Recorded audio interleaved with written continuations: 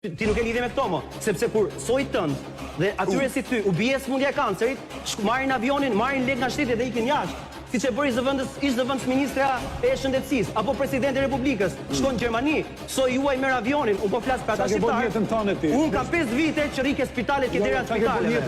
Ja të ta them unë. Po, jetën time, un kam punuar që 14 vjeç në Greqi, në bujqësi, duke mbledh kunguj për paguar shkollën time, kam punuar në ndërtim në palas.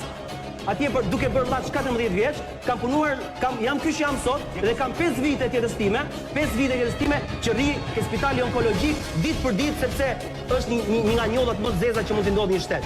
Ti çon tigrat atje në Vlorë, edhe sot e kësaj dite ne nuk marrim energji e paguajmë lek, ne kemi incineratorë që nuk ekzistojnë, e ndërkohë pacientët që vojnë nga kanceri janë pa ilaçe sot, një njerëz që vjen nga kanceri. A nuk ka pasur dinjitet ky shtet? Ku i ka çuar lekë ky shtet? Se çon tek rrugët që shemben për 2 muaj. Inaugurohet çukës qafllos për 2 muaj. A e patoni, sigur. Cila është arsyeja që 4.3 milion euro të taksave të shqiptarëve shkojnë për kopshtin Eden, kopshti i parajsës në kryeministri me peshqit japoneze etj. Kur ndërkohë me 4.3 milion euro ti mund të bëje çdo gjë, urë ka ngelur gratë që vuajnë nga kanceri ginekologjik në QSUT, nuk marrin shërbim o zotri. Por s'ka ilaç sot, sot po tenti numërojnë medikamente që nuk janë pacientë që vjen nga kanceri dhe kjo që ka parrull. Pra thuash ti që një njeri nuk ka të ardhmë në Shqipëri, sot që ka parrull? Thuash ti sot se arsimi në Shqipëri është degraduar, a që ka parrull?